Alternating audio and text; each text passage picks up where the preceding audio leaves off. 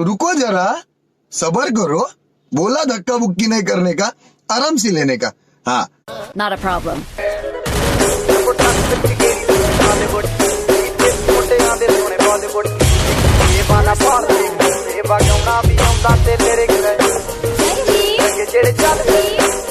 Baby.